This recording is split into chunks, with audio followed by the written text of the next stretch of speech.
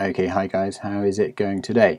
I thought I'd have a very quick chat about time-lapse and about how to up your game a little bit to the next level. Now this is directed to sort of entry-level skill set time-lapse people, so I'm not going to be giving pro tips about time-lapse because I'm not a pro myself, but you know, I dabble in it and I enjoy playing around with it.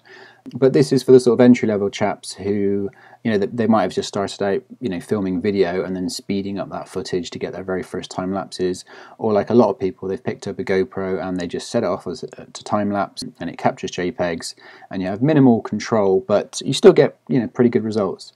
So what I did the other day, I just went out for a bike ride and had my camera on my backpack, and I noticed the light was beautiful just nearby me in St Ives. It's one of the most photograph spots I think in the whole of the UK. I think it's so pretty.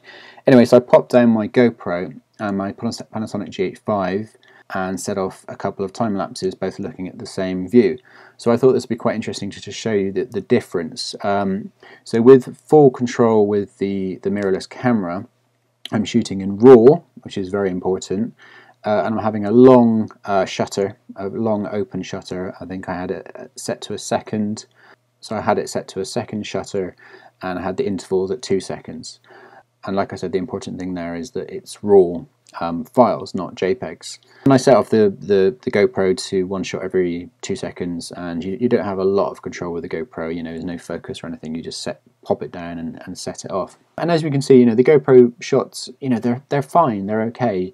As soon as it starts getting a bit dark, because obviously, you know, this was just past sunset, it's starting to get quite grainy and there's not much clarity, and it's, you know, it looks a bit kind of muddy and icky, but you know, they're not bad, you know, they're still, you know, you could still use that.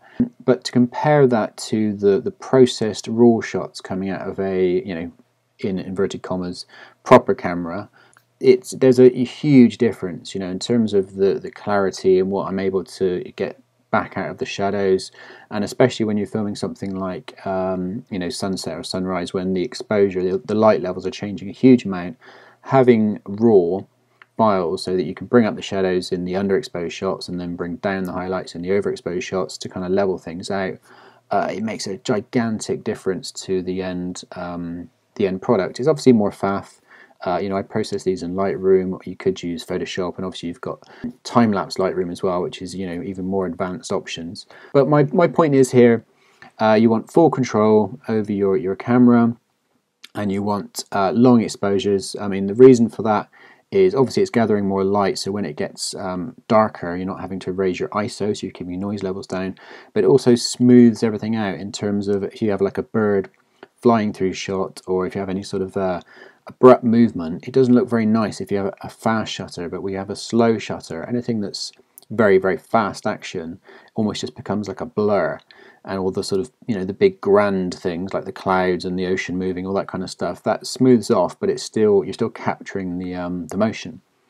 So my point is, yeah, have a long shutter and then definitely shoot in RAW. It is a lot more faff, the files are way, way, way bigger. But you're going to get a much more professional time lapse at the end of the day. So anyway, there you go. I just thought that'd be fun just to show you the difference between what I would say is a easy out of the box type time lapse and another one with a bit more care. Now, you know, I didn't spend a huge amount of time processing in Lightroom. I just, you know, tweaked things around and then just set it off rendering, and the computer probably took about maybe 10 minutes to render all the individual frames and spew them out as JPEG, so I can then bring them into Premiere. But anyway, that was my point. I hope that was useful, guys. I just thought it was kind of fun seeing them side by side, and yeah, the light was pretty nice as well, so I thought I'd share it. Okay guys, peace out. Hope that was useful.